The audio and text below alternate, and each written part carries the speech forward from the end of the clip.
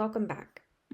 Today we're talking about how to go from the standard form of a quadratic equation into factored form.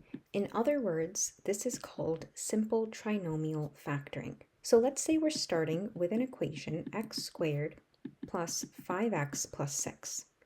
This is standard form because remember, standard form of a quadratic equation can look something like this. So you might see a negative sign in front of the a, or you might not see anything like this. In that case, if you don't see any number here, it would be positive, but you may also see negative.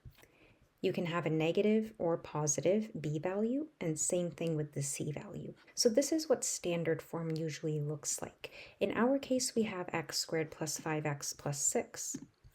And the reason it is a simple trinomial is because we don't have a value in front of the x squared. Our a value is an invisible 1, and that's what makes it simple trinomial. The reason it's a trinomial is because it is a polynomial with 3 terms. If the a value is not 1, then it would not be a simple trinomial and the factoring steps would be a bit different. But in our case, we're going to do this, which works with the simple trinomial factoring.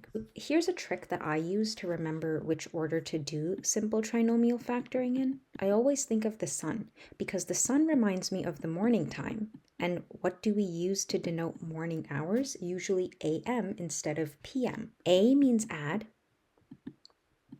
for the middle number, and M means multiply for the last number, and I will explain what this means in a second. In order to factor this, we need to find 2 numbers that add to 5, which is your middle number, and they multiply to 6.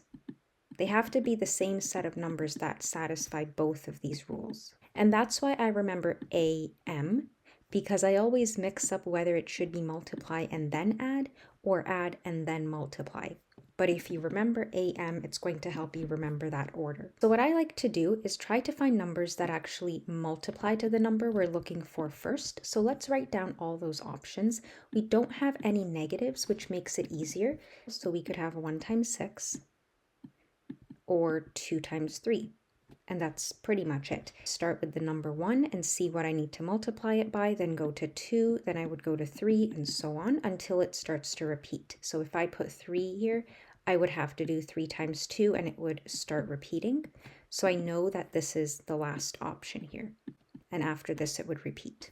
Now that I've found all the possible multiples, I can actually add them up to see which one gives me 5. If I add these up, I get 5. If I add these, I get 7. So this has to be the answer. Once you find those numbers, all you do as a starting point, you're going to put y equals bracket with an x, another bracket with an x, and then you just add those numbers in. So you have x plus 2, x plus 3. And this is your final factored form equation. You can do this with any simple trinomial, same steps, and you should always be able to get the factored form of the equation. Let's try it with another example. If we have y equals x squared plus 10x plus 24. Now remember, we need 2 numbers that add to 10 but multiply to 24. Let's write down all the options. Let's start with 1. We have 1 times 24, then 2 times 12, then 3 times 8, 4 times 6. 5 doesn't work, and then you end up with 6 times 4, and then it starts repeating. So this is the cutoff before it repeats. These are your options. Let's add them up and see which one gives us 10. This would add to 25. So this is our answer because 6 plus 4 gives us 10. And now all we do is make our template, x in each bracket, and we just put the answers in. So we have x plus 4 and x plus 6. This is the correct factored form of the equation. And that's how you do simple trinomial factoring. Thank you for watching.